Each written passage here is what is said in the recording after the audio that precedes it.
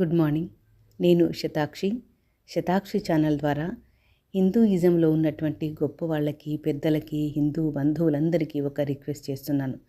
ఏంటి నా రిక్వెస్ట్ అంటే, హిందువులు కొంతమంది చాలా మటుకు ఛానల్లో బయట ఇంకొక మతాన్ని దూషిస్తున్నారు. అలా దూషించటం వల్ల మనము ఆ దూషించబడ్డ వాళ్ళ మతము ఒక్కరే అని మనం ఇండికేషన్ ఇస్తున్నామా?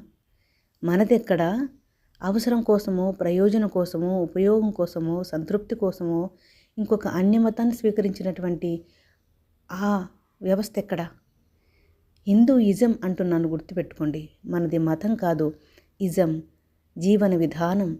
భారతదేశం యొక్క మహోన్నతమైనటువంటి జీవన విధానము, జీవన ధర్మము హిందూయిజం అంటే. ఇంత గొప్ప వ్యవస్థను, ఇంత గొప్ప ఇజాన్ని ఎందుకు ఇంకొక చిన్న చిన్న మతాల యొక్క దూషణలకు గురి చేస్తున్నారు? మీరు దూషించటం వల్ల కదా తిరిగి వాళ్లకు ధైర్యం వచ్చి మన ఇజాన్ని దూషిస్తున్నారు. ఇది మీరు చేసిన తప్పు కాదా?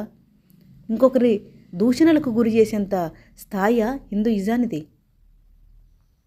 భారతదేశంతో పాటుగా పుట్టినటువంటి ఇజం హిందూయిజం అన్నది. ఇంకొకరి దూషణలకు గురి చేసే హక్కు మీకు ఎక్కడిది చెప్పండి?